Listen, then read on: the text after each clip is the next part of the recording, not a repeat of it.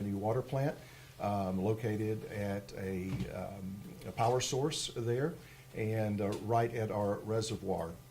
We we divulged all this information to the appropriate parties, TDEC, the Shelby County Health Department. We self-reported that and we brought that forward.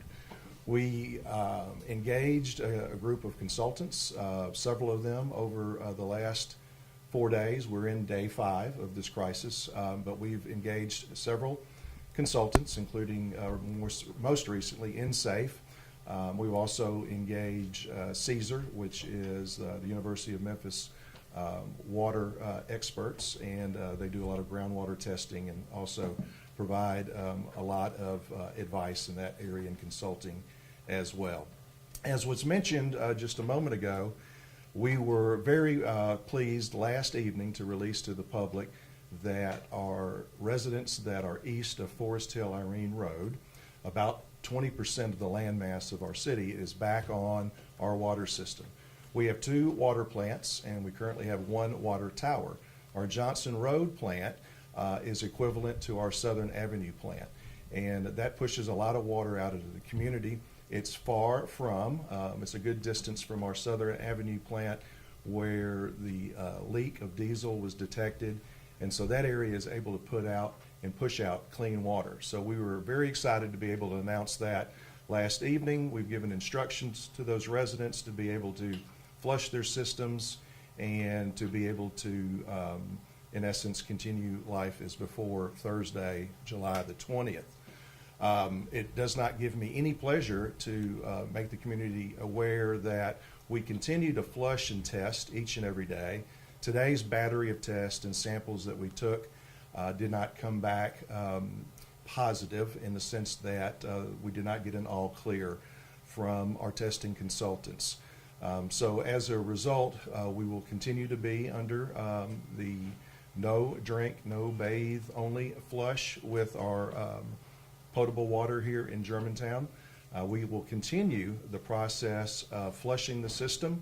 We will continue the process of opening up hydrants. We've opened up over 100 hydrants throughout our city.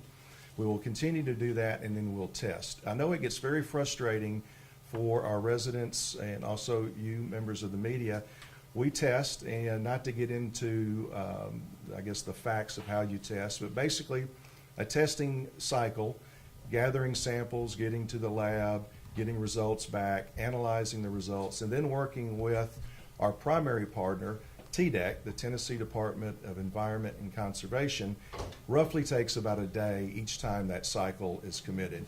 We have been getting information out to the community. We'll sometimes do 3 to 5 press releases each day on all of our social media platforms and all the ways that we communicate with our residents in the greater community. It gets frustrating for me as a leader and for our professionals that are behind me, and I'll introduce them in a moment, that we can't bring news every moment, because sometimes the news would be there is no new news. We are very thankful of many of our partners along the way. I would specifically point out our friends and neighbors in the town of Collierville. They have provided water from their system for residents that come each day to fill up containers at Bailey Station Elementary School, and that will be open tonight as well from 4 to 7. We've also had partnerships with the Tennessee Valley Authority that have provided bottled water for us that we distribute at Forest Hill Elementary School. Tonight will be 4 to 7 as well. We will continue that into the future, and we'll continue to get information out to our community on bottled water and our partnership with Collierville. TDEC has been a partner. They have helped us along the way understand that clean, safe drinking water is paramount for our residents and for any resident of any city.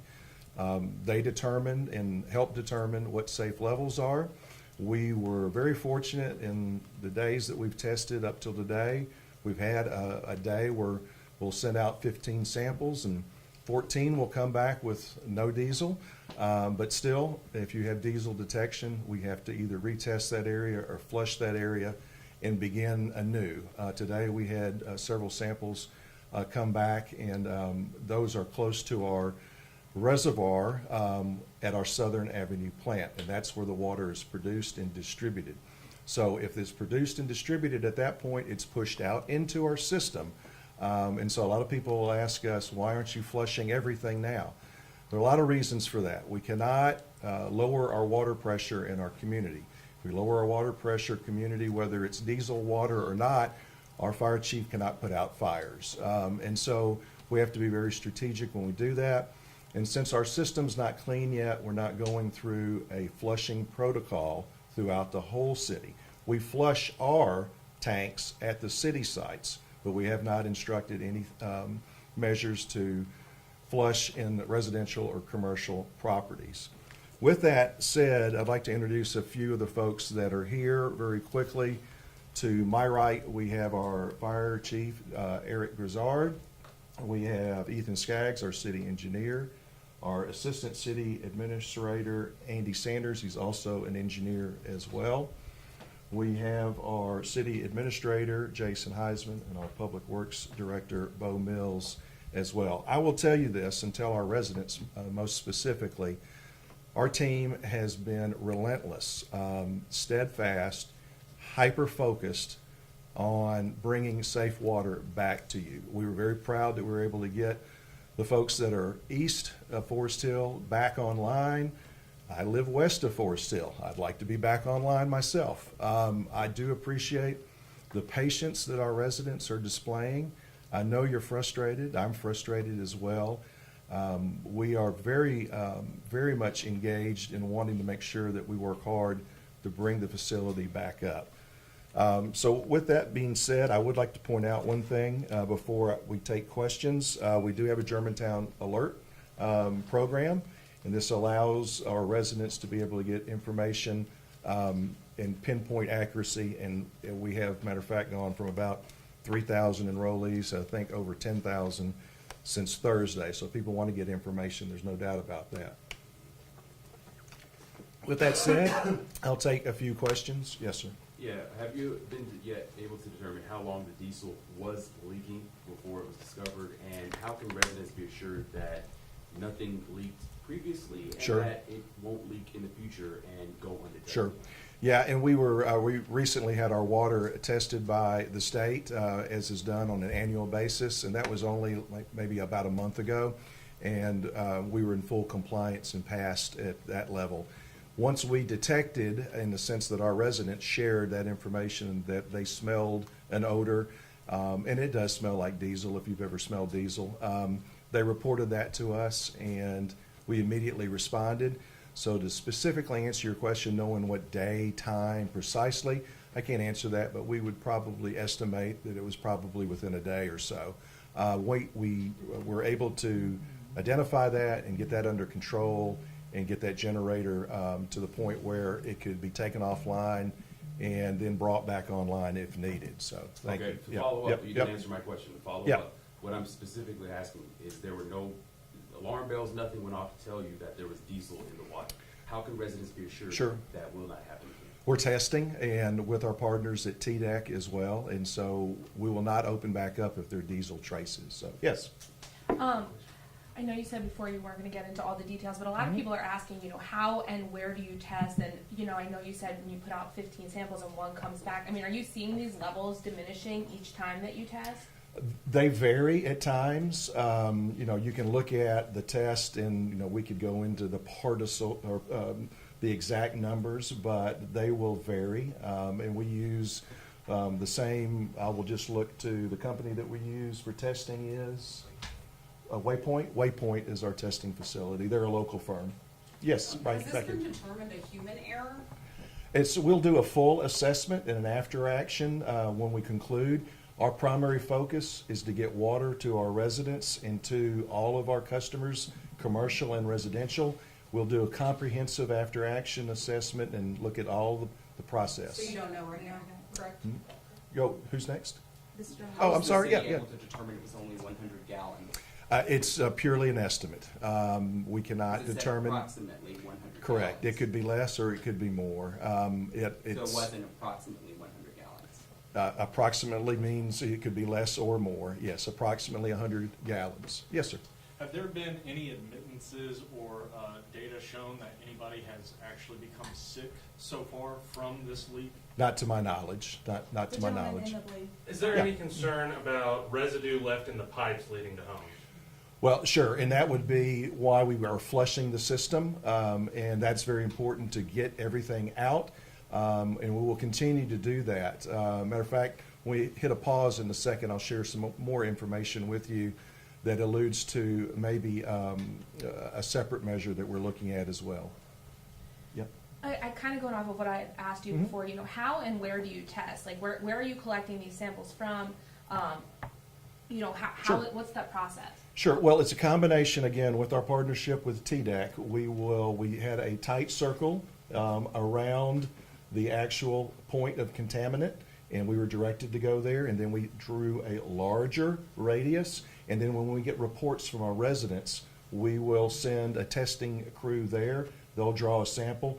We also have a team of firemen and public works employees that are going out when a resident has a smell or odor of diesel. They'll go out and open those fire hydrants in that neighborhood. So, yeah. The gentleman in white. Yeah. Yeah, Leave so what I'm asking, Sure. how can residents be assured that another chemical, not just diesel, something else, perhaps something that someone specifically intently puts in the Sure. water supply, there's no detection method, how can people be sure that's not going to happen? Sure. We're testing for diesel and also something known as VOCs, variable organic compounds, volatile organic compounds. And so those contain many, many things. Right now, we've issued a do not drink, do not bathe, only flush order. So we would hope that people would adhere to that. In the blue, yes. We were just out at the Southern Avenue plant and we saw what looked like an excavator digging Sure. up. Is that to do with this situation? What's actually happening? after Sure. this? We are beginning to do even more deeper remediation. Our partner in South, and I think we may have another partner. InSafe is there to look at taking the soil down further and to see if we have any saturation. And I'm probably using some terms that I'm not comfortable with, but that is more work to see whether or not we can find where the system is being contaminated. Yep. Go ahead. Gentleman over in the Are we blue. sure Yeah. whether or not it's affected water heaters, ice makers, inside of people's homes? And if so, is that disaster declaration going to be able to help reimburse them for replacing these things? Well, And- go ahead. That's to be determined. Each one of those components, those mechanical units, they all have manufacturer instructions on how to clean those, how to flush those, purge those, that type thing. I will share with you that when we do our after action assessment, we will review with our Financial Advisory Commission and our staff, and I will direct them that we will look at providing some type of a credit to our water customers in the city, to be determined at a future date, obviously. And what about workers who are out of work right now? Hairdressers, restaurant workers, florists. Will there be a reimbursement for the money that they're missing? Sure. I mean, we'll do a full after action, and so I can't answer that right now. So The gentleman in the navy. Yeah. Okay, How yeah. close was the generator to the water source, which allowed this situation to happen? Yeah, in very, very close proximity. I don't know if we have the exact feet or whatnot, but it is right there, abuts the facility itself. So behind that, the gentleman just asked, yes? Yes, do you know if this has impacted residential pools, community pools? what the Well, impacts are? now pools are generally, when they're filled, they circulate. And so if you just put water in your pool after July 20th, obviously it would be impacted. If you did not, people treat their pools with their own chemicals and follow those guidelines. So I think that kind of answers the question. It could be if people put water in it, but if not, it would be probably Okay. fine. Yeah. Are apartment complexes required to let their residents know? Because I know of two people, they lived one stoplight apart, one apartment complex let them know, the other didn't, and then they were both suddenly in the all clear zone, so they don't know if they should have been using their water or not, but they both were.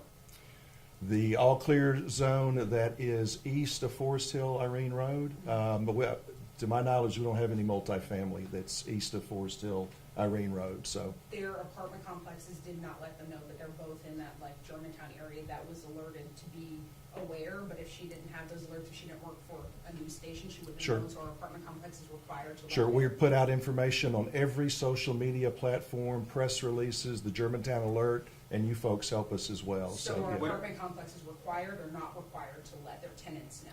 That I'm not comfortable answering that question, 'cause I don't have an answer for it. What about- Not So I know- knowledge, yeah, hang on, I I'm know sorry. you, I'm sorry.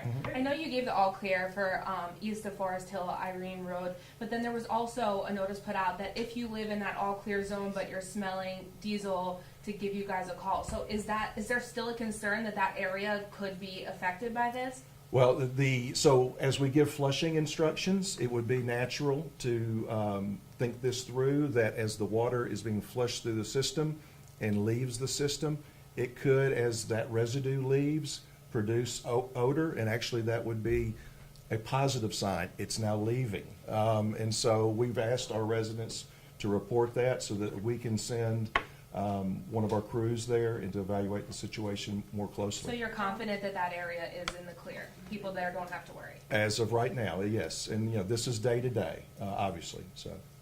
You know, when we were out there the other day, we saw y'all setting up those big orange pumps, and it looked like it was spraying out over the field. The water, whether it's being pumped out or flushed out, where does the contaminated water go that you can make sure it's not going right back into the reservoir? So we pump away, and it goes into the stormwater conveyance system that's then from this part of town, it's going to the Wolf River. And Okay, then I'm does gonna it say- get reintroduced into the water supply down the river? It would be diluted, but it would be taken out into the system. So Okay. that is that not an environmental hazard that diesel is being pumped into the water? Well, diesel, from what we understand from our friends at TDEC, the way that diesel is analyzed, they don't have a amount that they look for as a determinant for environmental concerns. So But- I can't answer that But to question. be Yeah. clear, Mhm. diesel, mixed with some Germantown water is being pumped into the Wolf River right now. Well, there's a $4.2 million reservoir. There's about 100 million gallons, what did I say? You said dollar. Yeah, 4.2 million gallon reservoir in our city, and at any point in time, there's about 100 million gallons that's going through all the pipes. So that's a lot of volume pushing out on a very small amount. But again, Okay. yes, Yep. it is being pumped into the Wolf River. It goes into the conveyance system. The conveyance system exits into the So Wolf yes. River. About how long do you think it'll take for the investigation to begin? We'll do a review and an after-action assessment. And so we would need to get our system back up and running. That's our primary concern for these gentlemen here. They've been working around the clock, and so we will review after that. We got one more question. Do you Based want to on- pick, or?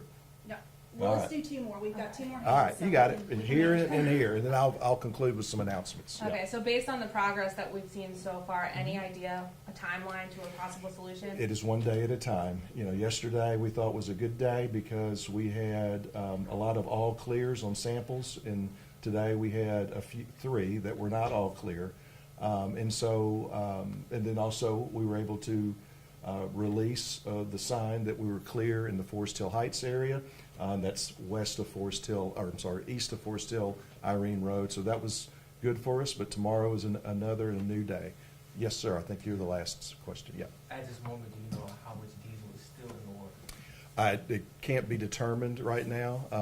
It's very, very small amounts, very small trace amounts.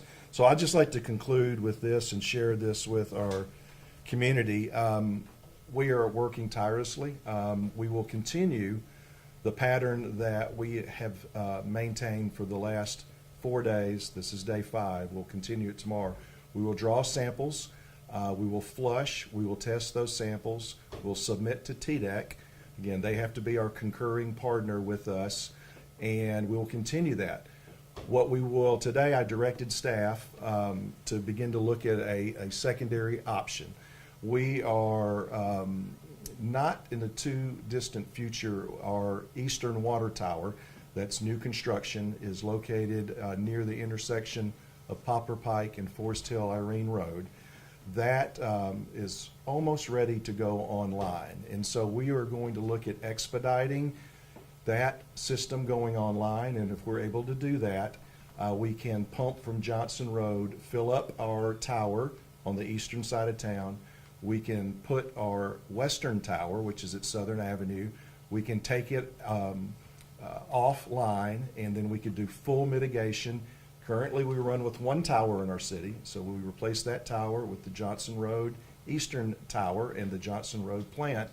We will be able to service, and there'll be other instructions later on, and we've just begun that analytical work. I cannot give you a timeline of when that will be completed, but as we begin to review that, tomorrow I will probably be able to tell you that may be a viable option while we continue the current flush, test, and work with TDEC. So we would have a two-pronged, a dual track moving forward. So I'll close with this. I appreciate, and I hope that you're appreciative that you're inside today and not outside when everyone's interviewed me over at the water distribution site. I do appreciate our employees.